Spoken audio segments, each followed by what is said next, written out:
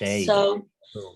as Crystal. I was doing this exercise, I noticed like I've been doing this work with my inner child, and I've kind of like really broken through and gotten to like my teenager, and she's like so closed off and just like so judgmental. And as I was doing this exercise, it was just like, it was really emotional for me because it was, I don't know how to explain it, just so many like feelings were coming up. And even though I was trying to like send myself love, it's just like I feel like she's really like blocking it. So what do I do in those I mean, I guess I just have to keep reparenting that. And this is a great fucking question, by the way, because what you just explained is that your future self, imagine your future self is trying to run and jump off the balcony and grab onto your dreams. And just as you jump off, your teenage self, which is held with so much trauma, grabs onto your ankle and prevents you from actually getting there. That's exactly what's happening here. So I'll explain this in 2 steps because that's a really good question. One, first, it is so important to understand the teenage self in general, not just yours. We'll go from general to specific, which is to yours. Most people don't really know this, but the reason why a lot of us have difficult like high school or middle school years or whatever in those teenage spaces is because your ego is one of the first things that your body starts to create as your subconscious mind is created. There's the science behind it is we don't actually have a forebrain, so we don't actually know our own identity. So the way a child who's born into the world knows its identity is by studying how the world treats the child. It's a concept called neuroception, which means now, that's why if you take a baby and if you put let's say a white baby or a brown baby next to a black baby and all the other kinds, a baby will not know where they're from. So they will love all the babies equally. In fact, it won't even know a language to speak. It'll just communicate in like whatever it can to get connection. The baby, when it receives the conditioning from its family or like the training of speaking a certain language, that's how the baby starts to create its identity. That's why as human beings, we are created as very dependent beings, unlike most other species where like a bird's mama kicks its ass out of the nest in like maybe like 6 hours, So it's very different, or like how many hours. Now, what happens then is because I don't know my identity, I start to grow an ego. The ego is not a terrible thing. Just to explain to all of you guys, however, when you dive deep, you'll realize it's what actually is the source of all your patterns, your coping mechanisms, the way you act, etc. Because if I'm this baby and I don't know my identity, I'm very susceptible to the world. So I must have something that can protect me. So my subconscious creates an ego. And the ego is what actually protects me. And it creates this idea of how I can fit into the world, how I can earn love from my parents, how I can survive, which is what ultimately creates and like lets us become a people pleaser, or like the anxious attachment or whatever. They're all mechanisms of the ego. Now, what's interesting and powerful about it is your forebrain starts to develop more as you get closer to your teens, because by the time you're an adult, that's when it's supposed to develop. And the reason is evolutionarily, or in development psychology, that's the time you're supposed to leave the nest. So you have to know already who you are. At this point, your teens are where the child starts to first develop its own identity. Now, how do you know or develop your own identity when for the last 10 or 12 years, you've been so dependent on something else?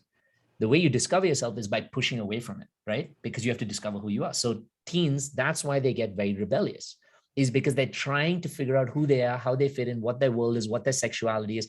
Puberty hits at that point.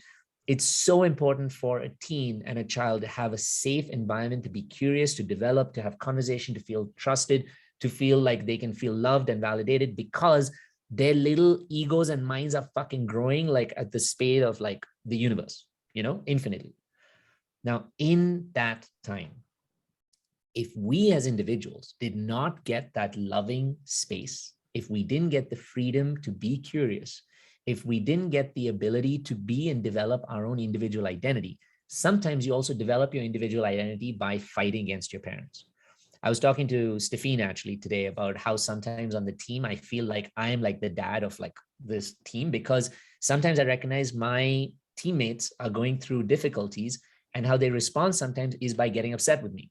But if a wounded masculine is what takes it personally. So a lot of the spaces, if we're in, you can call me daddy ads, but only in the intimate way, not in a professional way. But coming back to this, a lot of us had parents who took our development or our expression very personally.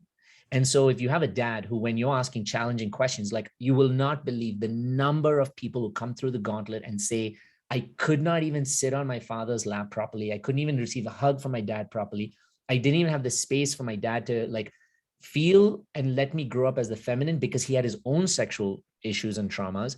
His religious environment or space like made him feel a certain way, or for my mom. I've had so many girls who talk about how their dads call them sluts or for whatever, for dressing with like wearing short skirts or whatever else. This is just one type of example. There are so many examples in which our parents don't create a safe environment or atmosphere for us to fully develop. So what happens now is the teen who's growing so fast and she has no way of being able to process her feelings, she internalizes them. And so she now starts to become self-critical, judgmental. She needs to project it onto other teens, which is why women, girls especially, because they grow much faster than boys mentally at that age, girls will criticize, judge, and shame each other. They'll pressurize each other. They'll say, you look like this a certain way. You don't look like this a certain way. The teen years are so sensitive to those little boys and girls. And so if that trauma is not fully loved, understood, connected with, and reparented, then that actually lives under the surface, determining most of our actions until today. The inner child is not just in a stage of like 0 to 3 years. The inner child lives from a stage of like 0 till right until the ages of like 15 to 18, because that's when your forebrain comes in. So at that point, your subconscious is actually suppressed already, and your ego now has like, I already know what to do. So that's why most of changing our beliefs, you can't just tell someone, oh, you want to live a different life, just keep doing this thing again. You have to go back to where your subconscious was first created and developing, which is our childhood years. Most of our subconscious was actually developed already by the time we turned like 15 to 18. So most of our beliefs, our actions, our ideas of life are already determined then. So in your case, which was a great example, yes, you have to go back to that time to reparent that girl, but you have to reparent her with what she did not get. You have to create a level of safety and trust. And so for most developing feminine or girls, it requires for them to have a strong sense or safe sense of the masculine. For a lot of boys, so for me, when I reparent myself, I generally almost always visualize my like a mother version, or me being a mother, caring for my little boy self in that way, because that allows me to create and balance my complementary energy. So in your case, it would be feminine, for me to develop more of my masculine. And that allows us to have more of the energy we need moving forward. Now, if you can work through that and heal a lot of those wounds, then when you visualize, you'll have a lot more freedom, because now that little girl will not be chained when you're jumping off the ledge. She'll run and jump with you. So you'll be able to jump further and farther and hold on to whatever else like, is coming your way with magic. And that's the power of the necessity to work through that childhood trauma, so that our visualizations and our future can also be more free and loving. Sometimes when you're doing the trauma work and stuff, it's a lot of work. The reparenting is a lot of work. It's diving deep. It's like, going back to that part of ourselves. Sometimes just doing these visualizations more and more and more, they create a sense of optimism within us.